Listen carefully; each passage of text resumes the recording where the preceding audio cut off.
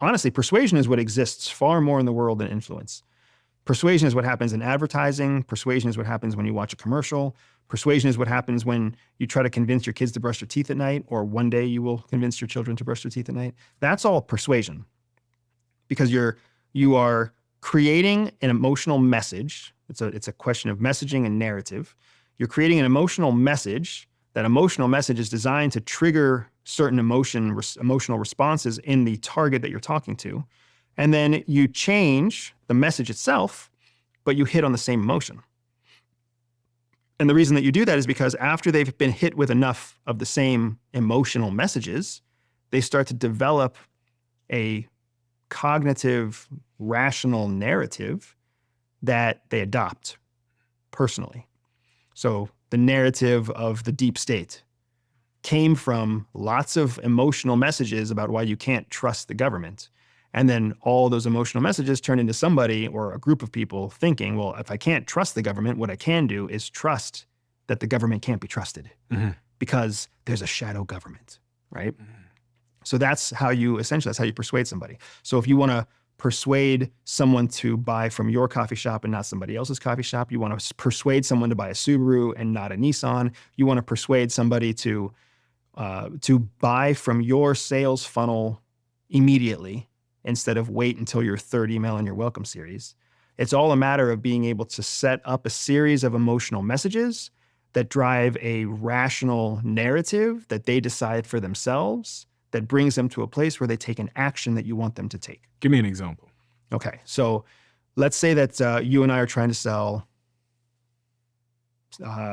What about this whoop on my wrist? Hashtag ad, hashtag investor, hashtag sponsor. What about this whoop on my wrist? All right. You understand how Whoop works? What is it? Tell me what it is. It's a fitness tracker, but it's a sleep tracker. It's a stress tracker. Tracks my heart rate variability. So it's biodata. Yeah. It syncs your biodata in one convenient place. Yeah. And I can see my friends' biodata as well if they accept, so we can kind of compete a little bit. So it gives accountability and a sort of shared mission. Yeah, and community, etc. Yeah. Right? So if you want to persuade people to buy your hashtag sponsor, hashtag product, hashtag investor, what's it called? Whoop. Whoop. Yeah. We want people to buy a Whoop. Whoop.com, yeah. So /DOAC. Perfect.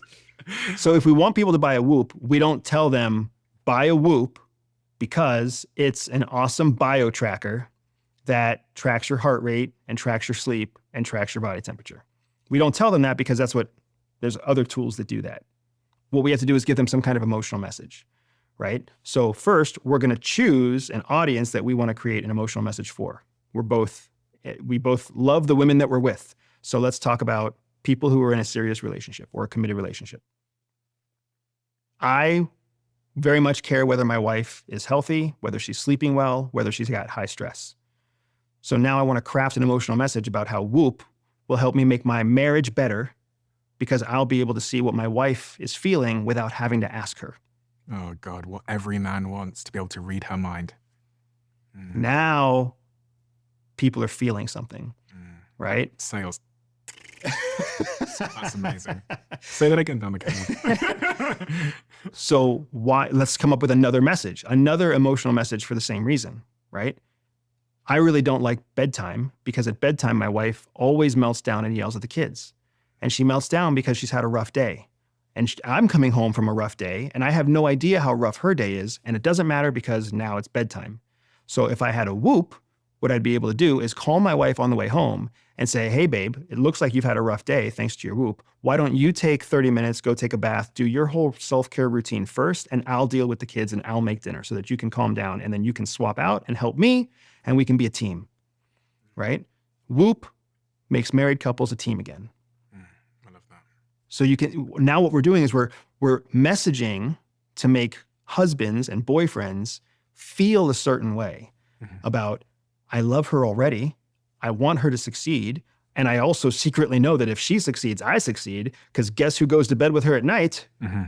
Right? That's what we're making them feel. So if we did 4, 5 messages like that, even if they were bullets on a sales page instead of a phone telecom team, right? If we were to do that, what's the logical, rational outcome that any male in a serious heterosexual relationship is going to land on. They take the 30-day free trial. That That's exactly what they're going to do. That's exactly what they're going to do with high probability that is empirically sound, that you can measure through clicks, open rates, and view time. Because you've crafted a persuasive message. And what do people typically do? Brands will typically come out and say something like, oh, they'll sell it on its features. Successful brands, which is the only kind of brand that really exists, because you're not a brand until you've had success. Successful brands will do what you and I are talking about, but they won't systematize it. They'll let it be accidental. You've heard of, like, I'm shocked how often advertising agencies create failed ads, like bad ads, because they're just throwing spaghetti at the wall. They're not following a system. They're not following a process, like what we just talked about. Create a series of messages and then create a rational response that's high probability, and then find a way to measure it all, and then systematize it, and then scale your ad spend to match the thing that you just built, right? That's not what they're thinking. They're thinking, what if we just talk about this? What if we just talk about this? This just happened in the news. Let's talk about that. So they're not using a system. The place where most people go wrong isn't with brands, it's with young entrepreneurs. It's with young entrepreneurs who become so myopically focused on their product that they forget that there's 4 Ps for marketing. Product is just one of the 4, right? There's also price, there's also place, there's also promotion. Promotion is the one that I would say should be swapped with persuasion. Because if you can promote something in a persuasive way, doesn't really matter what you price it at, doesn't really matter where you put it, and it also doesn't matter what the product is. People will buy it because there's a market for everything. So the place where people go wrong isn't that they're not trying. The place where people go wrong is that they don't realize that talking about the benefits, talking about the rational benefits of the product is not persuasive. Persuasion starts with an emotional message. So fresh on me. Freedom.